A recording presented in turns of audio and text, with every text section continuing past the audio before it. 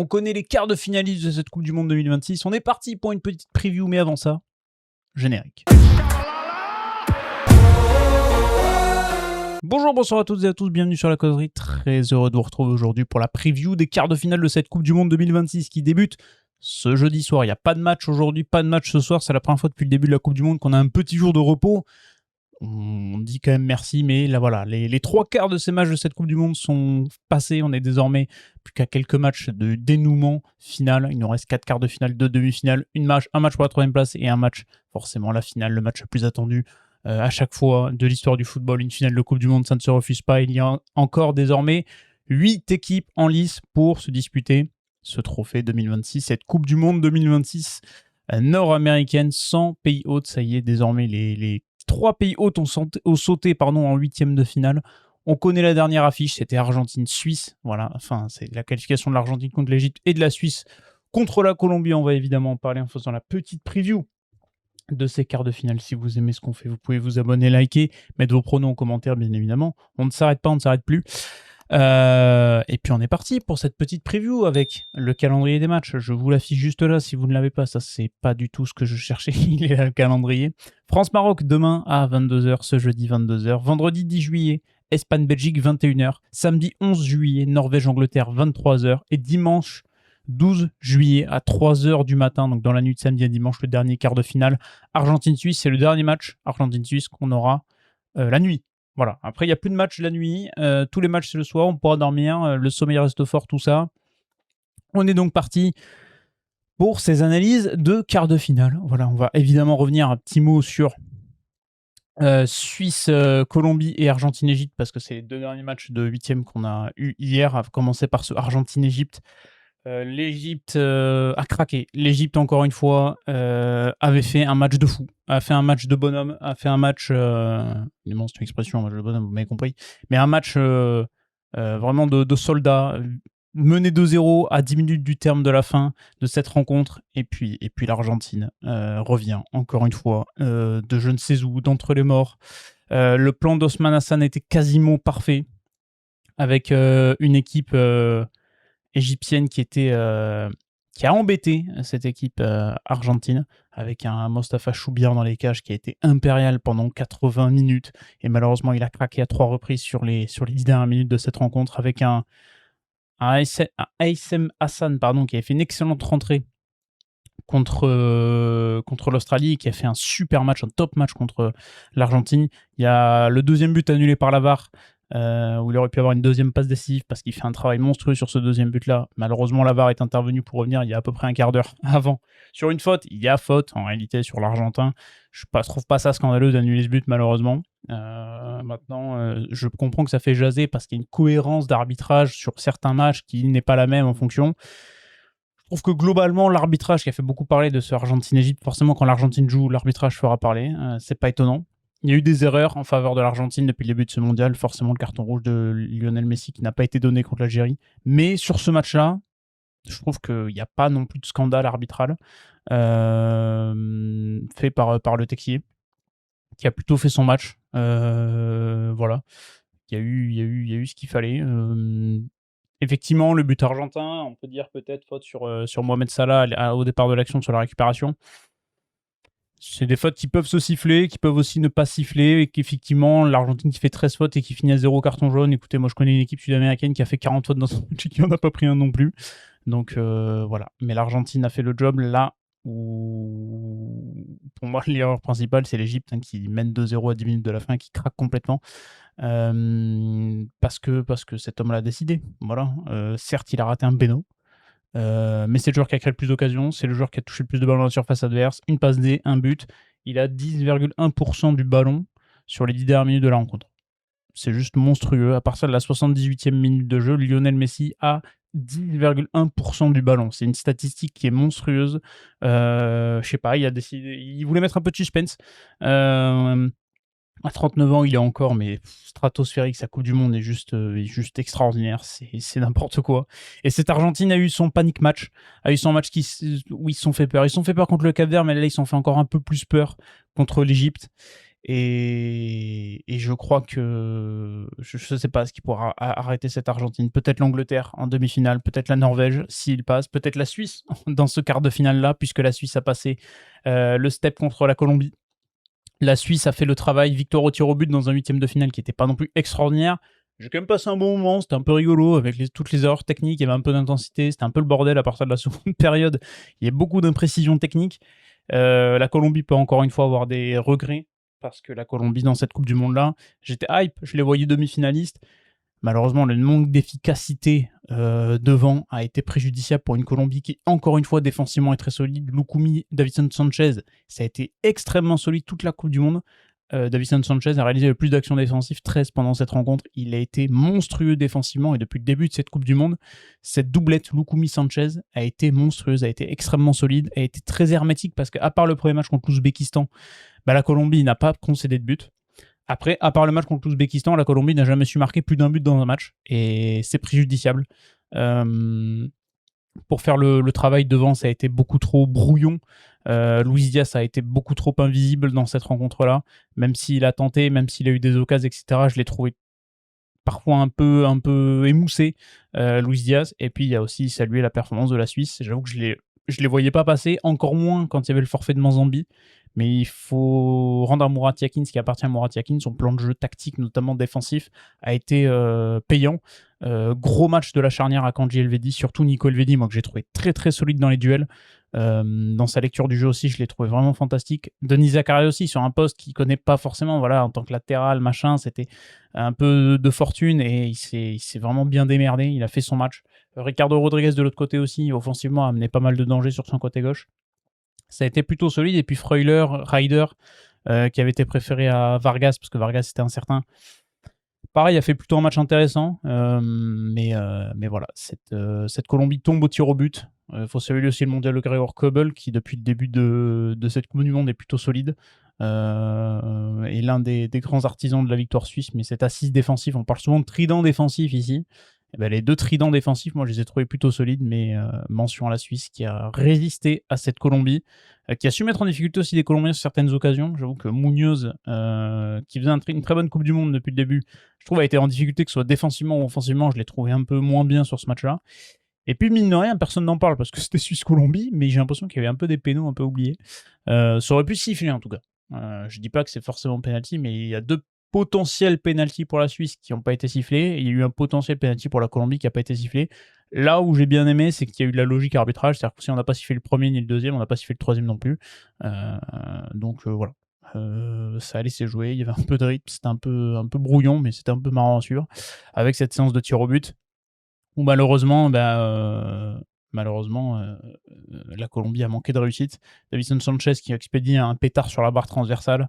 Ça a été compliqué. Et même, j'ai eu peur pour Campaz, qui je trouve avait une excellente rentrée, mais qui a manqué de précision. Il a une occasion tout seul en prolongation. Il doit bien mieux faire parce qu'il rate complètement le cadre sur une mauvaise relance de Granit Xhaka qui a peut-être fait sa seule erreur du match. Et derrière, il a failli rater son péno aussi. Donc, dommage parce qu'il a fait plutôt une bonne rentrée, j'ai trouvé. Le genre de Rosario. Voilà, la Colombie s'arrête là, la Suisse ira défier l'Argentine en quart de finale. Écoutez, on va commencer par cette prévue de quart de finale Argentine-Suisse. C'est le dernier, mais bon, c'est pas grave. Est-ce que la Suisse a les arguments pour arrêter l'Argentine ? Pourquoi pas ? Est-ce que Yohan Mozambi sera là ? Ça, c'est la vraie question. La blessure au genou, est-ce qu'elle serait pas préjudiciable malheureusement pour un quart de finale ? Et ça, c'est vraiment dommage parce que c'est quelqu'un qui peut amener tellement de dangers. Quand on voit parfois un peu cette défense argentine sur attaque rapide peut être mis en difficulté comme ils l'ont été face à l'Égypte, tu te dis que un Manzambi et sa vitesse, sa percussion, ça peut amener du grand danger. Est-ce que l'Argentine a compris qu'elle s'est fait peur contre l'Égypte et va rehausser un petit peu son niveau, ou est-ce qu'elle va continuer à être aussi Messi dépendant, aussi tourné vers Lionel Messi, et je vois quand même l'Argentine passer. Je vois quand même l'Argentine aller en demi-finale.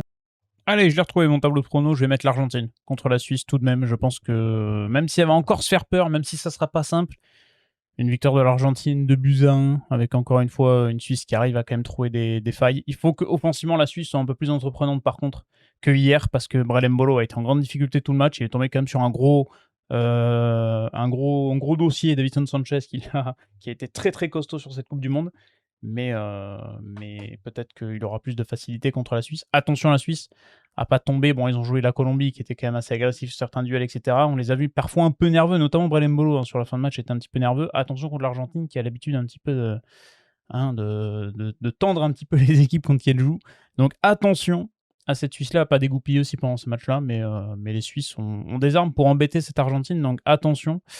Mais je vois l'Argentine passer. Contre qui l'Argentine fera face en demi-finale? Norvège ou Angleterre? Ça, c'est un des top matchs aussi que j'ai envie de suivre. L'Angleterre s'est sortie du bourbier de Mexico City, de l'Azteca, victoire 3-2. Cette Angleterre, je trouve, a quand même une belle gueule de finaliste. Vraiment. Je spoil un peu mon prono, mais je trouve que cette Angleterre a quand même une belle gueule de finaliste. A quand même une équipe, tu sens qu'il y a quelque chose qui a été créé sur cette Angleterre-là, qui fera face donc à la Norvège d'Erling Haaland, qui s'est sorti du Brésil, qui s'est également sorti de la Côte d'Ivoire grâce forcément à Erling Haaland assez stratosphérique, un vrai duel de numéro 9 dans ce match-là, à Erling Haaland et Harry Kane, peut-être 2 des 3 meilleurs 9 du monde à l'heure actuelle. Il n'y a pas photo, peut-être avec Mbappé. Ça se discute en tout cas, mais ces deux-là sont vraiment les sauveurs de la nation. Quand ils prennent leurs responsabilités, ils déçoivent rarement dans les grands rendez-vous. Et ça, c'est assez stratosphérique. Un gros duel au milieu de terrain aussi, avec Patrice Berg, avec Odegaard, avec Bellingham, Declan Rice, Anderson.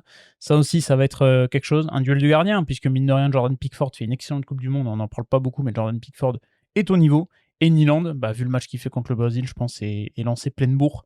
Ça va être aussi costaud. Alors sur la compo probable, ils mettent Kwanzaa, mais est-ce que Donald Trump a appelé Gianni Infantino pour annuler le rouge? Je ne sais pas. Les latéraux anglais ne m'ont pas toujours rassuré dans leur rapport offensif. Mais ce qui est sûr, c'est que la Norvège risque d'ouvrir un petit peu le jeu, et c'est pour ça que je pense que l'Angleterre peut passer. Parce que l'Angleterre, on l'a dit depuis le début, elle aura du mal contre les blocs bas, mais contre les équipes qui ouvrent un petit peu le jeu, ça fera le taf. Ils auront les espaces, ils ont les joueurs pour exploiter ces espaces-là. Et je trouve que la Norvège, contre le match contre le Brésil, a parfois laissé un peu trop l'occasion au Brésil d'exploiter les espaces. Le Brésil n'en a pas vraiment profité parce qu'ils sont tombés sur un très bon Nyland et parce qu'ils ont manqué un petit peu de réussite.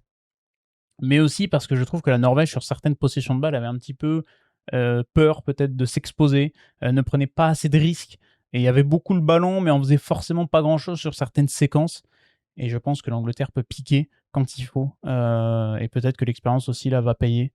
Cette Angleterre-là, peut-être sur coup de pied arrêté aussi, où elle reste dangereuse, mine de rien, sur ces exploitations de coup de pied arrêté. On a deux vraies belles équipes de coup de pied arrêté, parce qu'il y a de la taille, parce que ça peut gagner des duels à la tête. On aura des gros duels en perspective, notamment Erling Haaland, Marc Guehi, Konsa. Voilà. Est-ce que cette défense norvégienne peut tenir la cadence face à un Harry Kane qui est pleine bourre, face à un Jude Bellingham qui franchement fait une Coupe du Monde aussi remarquable?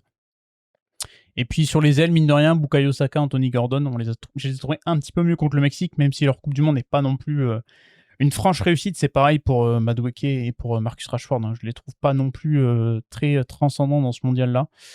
Mais cet axe anglais, Rice, Anderson, Bellingham, Kane, je trouve est quand même très très solide. Et je vais mettre l'Angleterre sur une victoire, peut-être une victoire aussi 2-1 ou une victoire 1-0, mais une Angleterre qui passe sans forcément être l'équipe la plus séduisante, mais je trouve qu'elle a quand même une belle gueule de finaliste, cette Angleterre. Je sais pas pourquoi, je n'ai pas vraiment d'explication plus à vous donner que ça, mais je trouve que cette Angleterre-là a quand même ce qu'il faut pour aller très très loin dans ce mondial-là.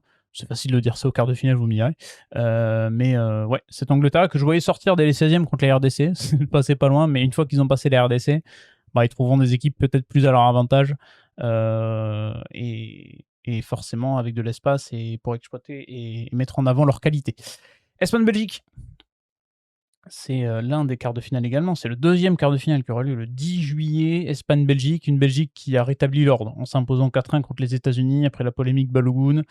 Charles de Ketteler a ouvert son compteur, s'est trouvé de la confiance. On a eu une Belgique de Rudy Garcia qui a livré sa meilleure performance au meilleur moment. On sent peut-être que le match contre le Sénégal a débloqué quelque chose. Ça a permis de step up. Ça a permis de souder peut-être encore plus ce groupe-là. Et contre les États-Unis, ils ont livré une vraie prestation avec un Leandro Trossard toujours aussi à l'aise, toujours aussi percutant, en amenant toujours plus de danger. Luke Bacchio qui a été récompensé de ses bonnes entrées. Tu perds Onana sur rupture des ligaments croisés, mais l'entrée de Van Aken a été très bonne aussi. Une défense centrale qui reste solide. Mekele fait une bonne Coupe du Monde, mine de rien, sans être extraordinaire. Moi, je le trouve pas mauvais. Ngoy, à part sa bévue contre l'Iran, a tout d'un grand défenseur central dans sa couverture de l'espace. Mais face à eux, c'est l'Espagne. Cette Espagne-là qui n'a pas été flamboyante contre le Portugal, qui a marqué à la fin, mais qui est toujours aussi dangereuse dans sa verticalité, dans son jeu d'axe, dans son contre-pressing aussi. Contre l'Autriche, c'était assez effarant la puissance du contre-pressing espagnol, et le fait qu'ils étouffent leur adversaire. Que va mettre en place Rudy Garcia pour essayer de contrecarrer Luis de la Fuente? Je suis très très curieux de voir ça aussi. Les Belges ont la qualité technique pour essayer de sortir parfois du contre-pressing, pour aller exploiter l'espace. Je trouve que, on l'a vu contre le Portugal, l'Espagne, parfois, doit défendre sur des très longues distances, doit défendre sur 50-60 mètres. Et si le Portugal avait été un peu plus entreprenant, avait choisi un peu plus souvent de prendre l'espace, le Portugal aurait pu faire un peu plus mal à cette Espagne qui n'a toujours pas concédé le moindre but dans cette Coupe du Monde, il faut le signaler. Est-ce que la Belgique osera un peu plus exploiter ces espaces-là? Oui, je pense, avec Alou Kebakio, avec Trossard, avec Doku. Potentiellement les longs ballons de De Bruyne, s'il est titulaire, parce qu'il était incertain contre les États-Unis, il n'a pas joué. On a aussi le super sub Romelu Lukaku, meilleur buteur de la sélection belge, qui est très efficace. Un tir, un but sur les 3 derniers matchs, c'est juste stratosphérique. Donc ça va être une vraie belle opposition. À quel point la Belgique saura subir, saura défendre, parce que je pense pas qu'ils auront le ballon sur ce match-là, les Belges. Les Espagnols sont tellement amoureux du ballon qu'ils sont obligés d'avoir cette possession-là. Et depuis le début de cette Coupe du Monde, je vois l'Espagne demi-finaliste. Je vais pas changer mon prono pour autant. Dernier quart de finale, et non des moindres, France-Maroc. C'est l'ouverture, c'est jeudi, c'est à 21h. Si j'ai pas fermé le bon onglet, c'est fort de ma part, mais voilà. France-Maroc, 21h. La revanche de la demi-finale de 2022. L'équipe de France était imposée 2-0. Le football a changé depuis. Le football il a changé depuis 4 ans. Il a changé côté marocain. Parce qu'il y a certains éléments qui sont toujours là. Yassine Bounou, Achraf Hakimi, Noussair Mazraoui sont toujours là. Saïbari était là aussi à l'époque. Asdin Ounahi était là, pas dans le même rôle, mais il était là. Tu as le renfort du double pivot Al-Niaoui, Boadi. Tu as une défense centrale qui a complètement changé. Tu as les progressions de Brahim Diaz, Del Khanous également. Voilà. Et l'équipe de France a également changé. Voilà, c'est plus le même gardien qui avait été décisif lors de ce match avec Golioris en 2022. La défense centrale a également changé. Le double pivot également au milieu de terrain. Et puis ce quatuor offensif qui est beaucoup plus entreprenant désormais, qui est la menace numéro 1 des Bleus. Olivier Dembélé, Mbappé, Barcola. Ce sont les 4 de devant qui vont mettre énormément de danger, qui amènent énormément de danger. C'est peut-être c'est le front offensif qui fait le plus peur de ce mondial. Et en vrai, l'équipe de France est peut-être l'équipe la plus impressionnante de cette Coupe du Monde depuis le départ. Mais face à elle, elle a un Maroc qui a des arguments, des très très beaux arguments. Et il y aura des matchs dans le match qui seront à suivre. Déjà côté Maroc, l'incertitude Saïbari, qui est sorti blessé musculairement face au Canada. Est-ce que ce sera Soufiane Raimi, qui a fait une plutôt bonne rentrée contre les Canadiens, qui a amené de la profondeur, qui se bat sur tous les ballons, qui court pas mal, qui amène du danger aussi par ses appels, qui a marqué aussi pour se rassurer. Donc est-ce que ce sera Soufiane Raimi qui va jouer à la place d'Ismaël Saïbari? À voir. Autre interrogation, Hal, qui a été en difficulté sur la première mi-temps contre le Canada. Est-ce que ce sera Shadi Riyad qui doit reprendre peut-être sa place, le défenseur de Crystal Palace, que je trouve vraiment très très bon. J'avoue que Hal m'a pas non plus convaincu de fou contre le Canada. Je l'ai trouvé en difficulté. À voir, mais il y a des matchs dans le match. Il y a ces matchs de latéraux aussi. On sait que le point faible peut-être de l'équipe de France depuis le début de cette Coupe du Monde, il est signalé depuis très longtemps, ce sont les latéraux, Lucadine, Jules Koundé. Je trouve que Jules Koundé monte en puissance dans cette Coupe du Monde. Je trouve de mieux en mieux Jules Koundé au fur et à mesure des matchs.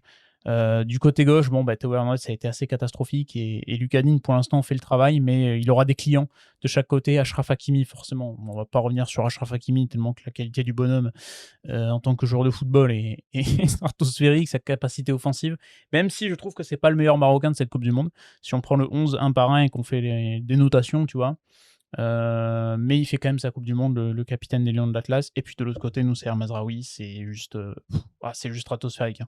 Depuis le début de ce mondial, depuis le premier match contre le Brésil, le mec est absolument partout, que ce soit offensivement pour amener du danger sur son côté gauche, mais également défensivement, c'est très très solide. Il aura un client puisqu'il aura en charge peut-être un ballon d'or à garder, peut-être les dézonages de Michael Olise aussi parfois sur le côté droit. Il y aura du boulot à faire pour Noussair Mazraoui, il y aura du boulot aussi défensif pour Bilal Khanous, qui mine de rien a pris cette place sur le côté gauche en l'absence d'Abdel Zazouli. Fait le boulot. Moi je le trouve très très bon aussi depuis le début de la Coupe du Monde avec ballon Al Khanous, il amène du danger. Évidemment Asdin Ounahi en position de numéro 10, qui dès qu'il a le maillot de la sélection sur le dos, il est à un autre level. Et puis il y a ce match dans le match du double pivot, El Niaoui, Ayoub Boadi, Adrien Rabiot, Manu Koné. Je trouve que le focus peut être là, parce qu'on connaît les qualités offensives de chaque équipe, on connaît les qualités défensives, on connaît la charnière centrale de Saliba ou Upamecano qui est monstrueux. Mais ce double pivot Rabiot, Koné contre El Niaoui et Ayoub Boadi, ça c'est un duel que j'ai envie de voir parce que on connaissait l'adage classique du un match ça se gagne au milieu de terrain dans le football. Bon ben là je pense que ça peut être vrai. Déjà qui aura le ballon et en fonction de qui a le ballon, à quel point le double pivot sera là pour bloquer les espaces, notamment dans l'axe de ces deux équipes-là. C'est une vraie question. Et l'absence, je pense, d'Aurélien Tchouaméni peut être préjudiciable pour l'équipe de France parce que je pense qu'on va se rendre compte de l'importance d'Aurélien Tchouaméni quand il n'est pas là. Voilà. Je trouve que l'équipe de France est beaucoup plus rassurante avec Aurélien Tchouaméni. Je trouve que Manu Koné est très très bon. Adrien Rabiot aussi. Mais l'association Rabiot-Koné, je la trouve moins bonne que l'association Koné-Tchouaméni ou Rabiot-Tchouaméni. Pour être très honnête, alors c'est peut-être le supporter des Girondins de Bordeaux qui parle et qui adore Aurélien Tchouaméni. Je suis allé chez Data Scout, qu'on aime bien, pour comparer un petit peu, pour vous montrer. La complémentarité El Niaoui Boadi est meilleure que Rabiot Koné, je trouve. Je l'ai lu par les stats avec la El Niaoui. Alors c'est sur la saison en club, hein, pour le coup, donc peut-être que ça fausse un peu les stats sur la Coupe du Monde, mais si vous prenez ce double milieu de terrain Boadi El Niaoui qui montre vraiment de très très belles choses. A eu Boadi, la Coupe du Monde est stratosphérique, on va pas revenir dessus, c'est exceptionnel. Le mec prend 20 millions de valeur marchande à chaque mi-temps qu'il joue. C'est juste absolument exceptionnel. Et ces deux-là se complémentent très très bien. Et quand on compare peut-être au niveau data forcément à du Rabiot, Manu Koné, ça se complète peut-être un peu moins, mais l'activité d'Adrien Rabiot, encore une fois, est tellement solide. Sa projection aussi offensivement, mine de rien, il ne faut pas galvauder ça, parce qu'on l'a vu contre le Paraguay, il a plusieurs fois tenté de s'insérer. Enfin, contre la Suède notamment, pardon. On a fait une analyse d'ailleurs tactique pour retrouver sur la chaîne. Contre la Suède, moi je l'ai trouvé parfois, il allait offensivement essayer de faire des appels tranchants dans cet axe latéral central. Souvent, il était dans cette petite zone-là, dans cet intervalle-là, pour essayer d'aller amener un peu de danger. Il a eu des occasions contre la Suède de marquer également. Parfois, il n'était pas servi non plus, mais il a cette capacité de projection également, Adrien Rabiot, qui peut faire mal et qui va être scruté. Encore une fois, qui aura le ballon dans ce match-là? C'est l'une des clés parce que c'est deux équipes qui, depuis le début de ce mondial, aiment avoir le ballon. Le Maroc aime les circuits de passe court. Mohamed Ouabi, on le sait, aime ça. Le Maroc est la 40e équipe sur les 48 à faire le moins de passes longues, à jouer le moins long possible parce qu'on veut circuit de passes courtes, parce qu'on veut relancer court. Mohamed Ouabi, c'était la question que je me posais avant le mondial sur Mohamed Ouabi. C'était, est-ce qu'il y a un moment donné dans cette Coupe du Monde où il va devoir un petit peu, entre guillemets, renier ses principes pour jouer plus pragmatique, ce qu'était capable de faire Walid Regragui sur le dernier mondial notamment. Pour l'instant, il n'a pas eu à faire Mohamed Ouabi parce que le Maroc a les qualités pour embêter n'importe quelle équipe. A ses qualités au contre-pressing pour mettre de l'intensité sur les débuts de match notamment. A les qualités pour ressortir techniquement le ballon. C'est très très fort, je trouve que... Et il l'a très très bien compris, Mohamed Ouabi, parce qu'il maîtrise totalement son sujet. Lui, c'est l'un des grands gagnants de cette Coupe du Monde parce qu'il y avait beaucoup d'interrogations, peut-être un peu de pression aussi parce qu'il a pris l'équipe assez tard après la Coupe d'Afrique des Nations. Et mine de rien, il a transformé un Maroc, il était dans la continuité du projet marocain et c'est hyper agréable à avoir joué. C'est un entraîneur qui prône le jeu, qu'il a dit, je n'hésiterai pas à jouer avec 4 milieux offensifs si je dois le faire. Il le fait, il renie pas ses principes, mais est-ce que contre cette équipe de France-là, est-ce qu'à un moment donné, il va pas falloir aussi renoncer à avoir le ballon pour éviter de se faire exploiter l'espace dans le dos, mettre en place un jeu un peu plus de transition comme ils ont su le faire aussi contre le Canada. Même si je trouve que contre le Canada, il bénéficie plus du fait que le Canada était parti à l'abordage un petit peu trop Mais sur ses capacités de transition, le Maroc l'a très très bien montré contre le Canada, ils savent le faire. Et c'est là où j'avais un peu plus de doutes, parce que je trouve que c'est des joueurs qui sont moins dans la capacité de transition que pouvait avoir le Maroc en 2022, ou même sur la Coupe d'Afrique des Nations avec un Abdel Zazouli. Mais ils savent le faire. Mais Mohamed Wabi est l'un des grands gagnants de cette Coupe du Monde-là. Il est toujours hyper intéressant à écouter, que ce soit en interview ou en conférence de presse. J'ai vu une interview passer de lui, je crois que c'est à 11 mondial récemment, où il parle du vivier du football marocain. C'est joueurs très techniques, c'est amoureux du ballon. Et c'est vrai, pour aller très souvent au Maroc, vous allez sur les plages et vous régalez à regarder les Marocains simplement jouer au ballon. Ils aiment ça. Et on le voit, la capacité technique du Maroc, peut-être pour sortir du pressing français aussi, pour être un atout majeur dans ce match-là. Mais ça va être un vrai duel, un vrai match. Peut-être avantage à l'équipe de France, qui a cette force offensive vraiment assez monstrueuse. J'ai une interrogation aussi côté Maroc, c'est Brahim Diaz, que je trouve très irrégulier dans les matchs. Je trouve qu'il a des longues périodes d'absence, des longues périodes où on le voit pas, Brahim Diaz, sur certains matchs. Contre le Canada, je trouve que c'était vraiment le cas. C'était lui la clé contre le Canada, en réalité, côté marocain, je pense, Brahim Diaz, parce que pendant une bonne partie de la première mi-temps, notamment, on ne l'a pas vu. Et le Maroc avait du mal à sortir les ballons parce que les Canadiens, Jesse Marsch avait mis en place ce bloc assez compact. On avait du mal à trouver la ligne, même Boadi El Alniaoui et derrière Ounahi et El Khanous. Et Brahim Diaz était assez invisible. Et en fait, il a dû parfois décrocher, aller complètement à l'opposé. Des fois, on l'a vu passer de gauche à droite pour aller chercher des ballons. Et sa capacité technique à se retourner sur une prise de balle d'accélération, elle va faire des différences. Par contre, il faut que ce soit plus régulier, qu'on le voit beaucoup plus. 32 ballons seulement touchés contre le Canada pour Brahim Diaz. Certes, il distille 2 passes D, et dans le dernier tiers, il a été très très efficace, Brahim Diaz. Mais je l'ai trouvé en dedans pendant facile 40-45 minutes, en fait. Et ça, il peut pas être aussi invisible, il faut qu'il soit un peu plus actif, un peu plus prépondérant dans le jeu, Brahim Diaz. Et si le Maroc a un grand Brahim Diaz, le Maroc fera des différences, le Maroc amènera du danger. Il y aura un duel de gardiens également. On n'a pas parlé de ça, mais le duel de gardiens, forcément. Je ne sais plus où est ma compo. Mike Maignan, qu'on a, mine de rien, pas trop vu depuis le début de ce mondial, qui a été bon lorsqu'il a dû faire les arrêts qu'il fallait, mais la France a peu concédé d'occasions en réalité, enfin peu concédé de frappes. J'ai pas réussi à trouver le nombre de frappes concédées par l'équipe de France, mais Mike Maignan a rarement été mis en lumière, et pourtant il fait les arrêts qu'il faut quand il faut, hein, mine de rien, parce que la France n'a pris aucun but sur la phase d'élimination directe. Mais en face, il y a aussi un monstre, hein, Yacine Bounou, héros contre les Pays-Bas sur une séance de tir au but, et ça peut compter. Une nouvelle fois décisif contre le Canada parce qu'il fait l'arrêt qu'il faut dans le premier quart d'heure. Et mine de rien, mais c'est un match, une possibilité d'aller au tir au but n'est pas à exclure. Et on a 2 excellents gardiens sur ces phases-là. Mike Maignan est un spécialiste des pénaltys, et puis je pense que Yacine Bounou, il n'y a plus à prouver que sur une séance de tir au but, c'est un maître en la matière. Très curieux de voir ce match-là. Le Maroc n'a plus perdu depuis 33 matchs, forcément. Alors là, il y a certains qui vont me dire la finale de la CAN. Attendez le TAS. Attendez le TAS. Laissez-les tranquilles. Et la France a marqué 14 buts en 5 matchs de Coupe du Monde. La stat est folle. Mbappé est déjà 7 réalisations, 8 réalisations. C'est quand même absolument monstrueux. Cette capacité du danger. Et l'autre chose qui pourrait faire le détail, et je finirai sur ça parce que c'est un peu brouillon, c'est le banc. Mine de rien, le banc français fait peur, hein, parce que t'as quand même Ryan Cherki, Désiré Doué, potentiellement. Marcus Thuram sera de retour, ça amène un profil différent. Alors je suis pas sûr qu'il ait du temps de jeu, mais on sait jamais. Sur un match un peu fermé qui va en prolongation, t'as besoin de gagner certains duels aériens, d'amener un peu plus de puissance dans l'axe. Peut-être que Marcus Thuram peut être une solution.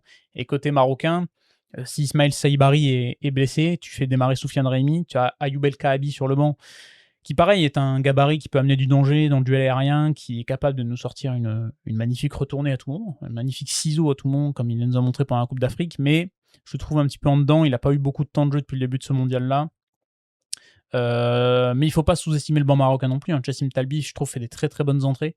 Il a été décisif aussi contre les Pays-Bas en distillant une passe D monstrueuse. Je crois que c'est lui qui sort le ballon sur le 3e but marocain contre le Canada, qui va récupérer ce ballon et qui va le donner à Brahim. Donc on a quand même des éléments aussi côté marocain à faire valoir sur le banc, mais ça peut être un match de banc aussi, un match de coaching, et je suis très curieux de voir ce duel sur le banc aussi, Didier Deschamps, Mohamed Wabi. qui sont 2 techniciens, top techniciens de cette coupe du monde, donc à voir ce match-là. Si je suis, moi je vais me régaler, moi je suis franco-marocain, j'ai les 2 drapeaux. Je vous le dis, j'ai les 2 drapeaux, ils sont posés là, on n'a plus qu'à attendre le match. C'est le match forcément qui m'hype le plus. Si je reste cohérent sur mon tableau que je fais depuis le départ, pour moi cette équipe de France va en finale contre... Non, pas l'Argentine, par pitié, arrêtez. Je veux pas France-Argentine, c'était contre l'Angleterre. Tac, France-Angleterre pour moi, et la France sera championne du monde. Voilà, c'est ce que je dis depuis le début. Je vais pas changer, mais j'ai hâte de ce France-Maroc-là, et j'ai hâte de voir ce qui va se passer. Voilà. Il faut mettre un prono, il faut se mouiller, on prend le risque, et puis on verra ce qui va se passer en tout cas. J'espère qu'on va se régaler, qu'on aura 4 quarts de finale de très très haut niveau, mais il y a de quoi, il y a de la matière, parce qu'il y a du talent chez les 8 équipes présentes. Voilà, n'hésitez pas à faire vos pronos en commentaire sur ces quarts de finale de Coupe du Monde. On est parti, on est lancé, on ne s'arrête plus. Jusqu'à la fin de ce mondial, on se retrouvera quasiment chaque jour. Alors pas de vidéo demain, parce que ça y est, il n'y a pas de match ce soir, tranquille, au repos.